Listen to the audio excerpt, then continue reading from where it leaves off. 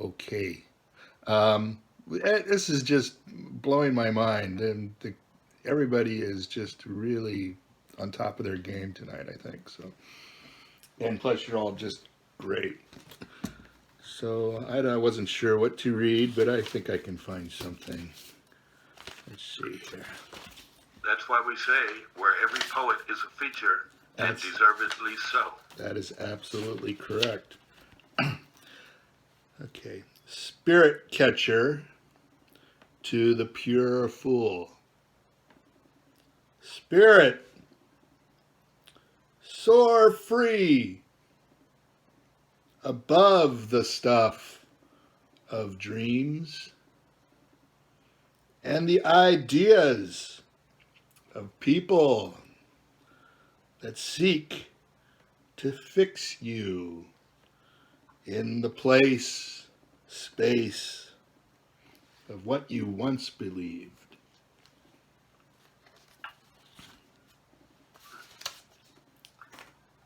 Okay, all right. Whoa, that's seeping in. Clearing out the cracks there. I like the part of what you once believed. Yes, because if we continue to grow, we're going to believe different things as we go through life. Here's the second one. This poem is marked graveyard. Sought some information, some long sought transformation, supposed to drive my imagination. A woo woo woo, don't you move too slow now.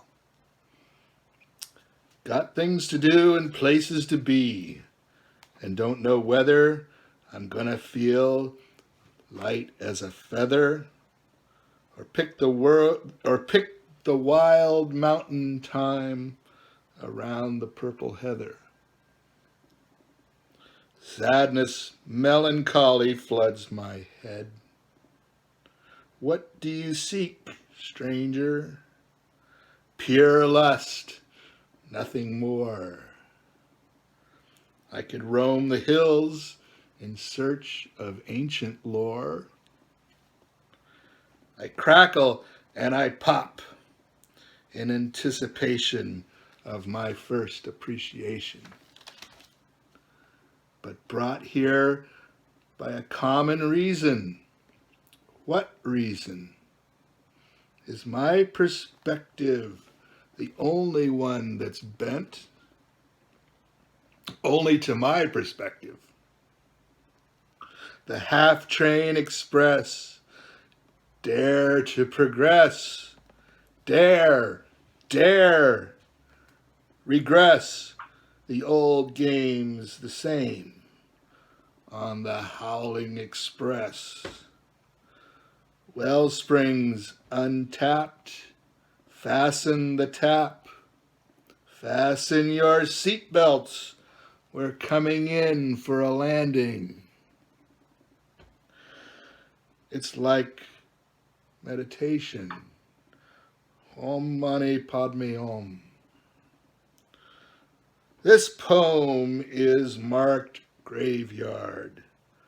Understand that death, the other side of life, this land of truth and illusion, the smile of a gone face, the spooky apparition, the outside paradox, flows, waters, valves loosened, words rejuvenated, fill up that space while there's still that space to fill.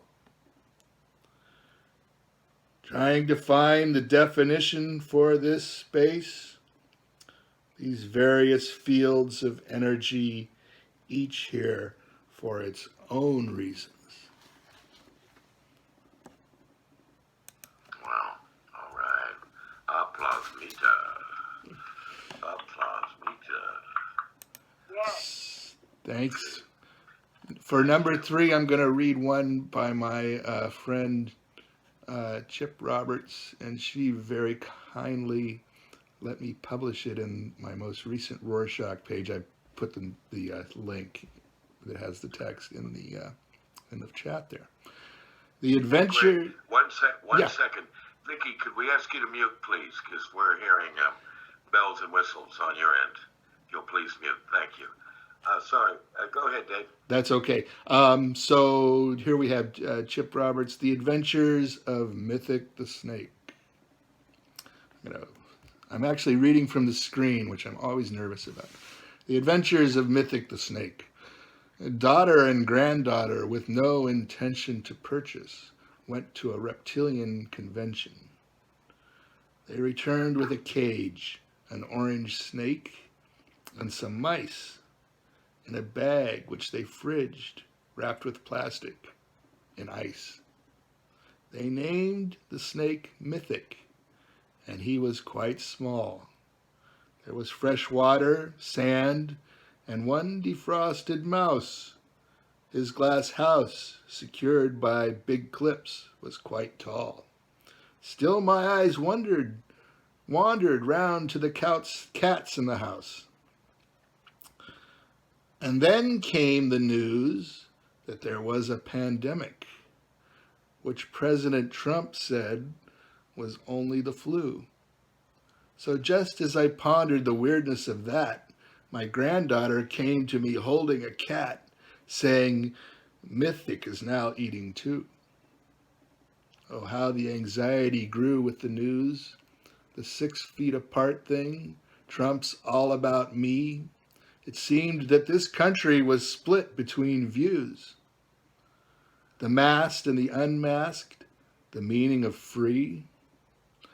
Therefore, lost in the politics, protests, and shit, I missed the announcement that Mythic ate 3. The day came when family said Mythic ate 4. I'd been online trumping about broken laws. I was dragged away mourning my words to the cause. To the Mythic I'd known as a bit of a twig, but I stood there astonished, for Mythic was big. And the horrors went on in the news day by day, till it seemed like our country'd been hit by it with a curse. Next, my family came in and made everything worse. They tensely informed me that something was wrong, that Mythic was not in his cage. He was gone. For many days following, I was uneasy. I'd check out the tub and the sheets on the bed, the bookshelves, the cupboards, the closets, the plants, the shoes in the hall and behind the TV.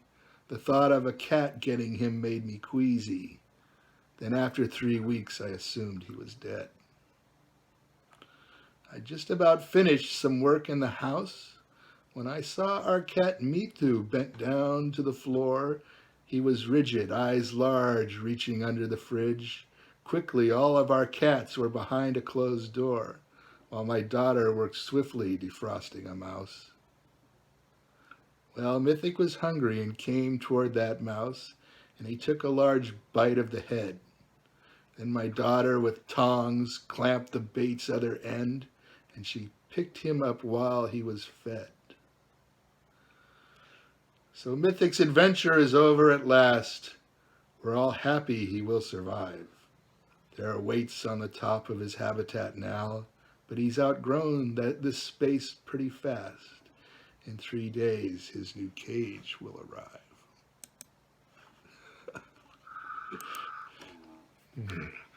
Well, not my usual thing, but I liked it. That outro was like a boomerang right upside the head, man. Yeah, we got some contemporary stuff, which is taking a turn for the better. Okay. Yes, indeed. Okay. Well, all right. So I got a couple more poems for you.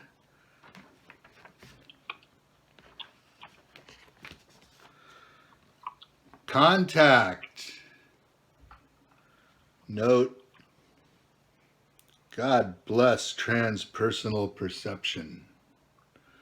Migraine flotation and automobile verbatim.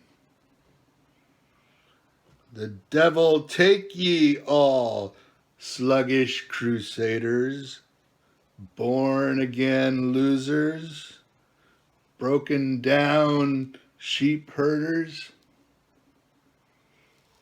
Nonsense, reality, relativity, unreal profanity, drunken sexuality, beastly surrender, phantasmical bliss.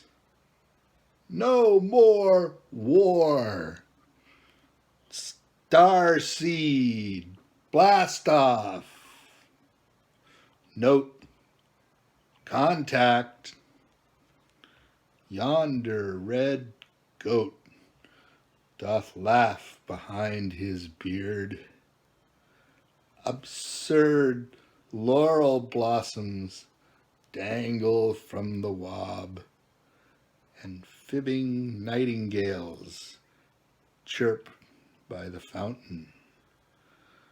The poet's life hangs in the balance of fate's mighty hand, a broken down man, seeking redemption amidst unwarranted projection, torn up sensation, intensified intoxication.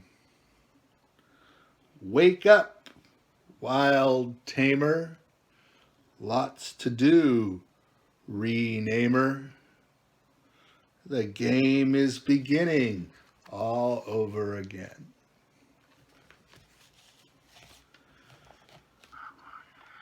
Broken, what was it?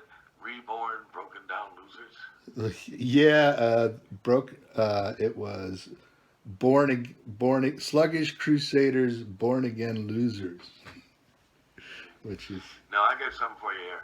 The Hindus believe in reincarnation, right? yeah. So, there was, imagine this, a man in India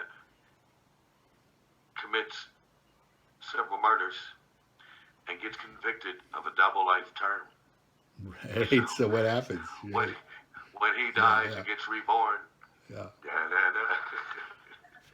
There was a dude back in the 70s. He used to hang out on the sprawl steps at UC Berkeley. He was a sidewalk philosopher named the Swami. And he had a lot of one-liners, among which was that the Hare Krishnas are proof of reincarnation. Because nobody could get that fucked up in just one lifetime. So, I learned a lot from the Swami, I'll tell you. So the second poem, this is the first one I ever wrote on a computer when I first got my first computer and got logged into the internet for the first time, which is about 1996, I guess. It's called The Rooms.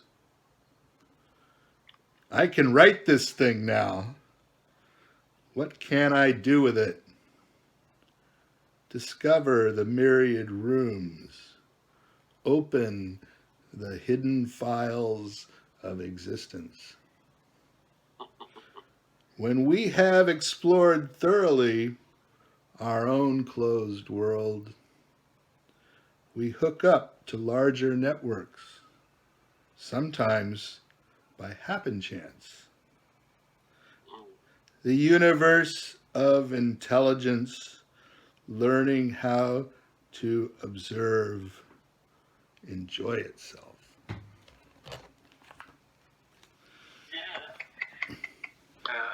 Okay. Yeah, Mr. Wilson. Thank you. Yeah, Mr. Wilson. Thank you.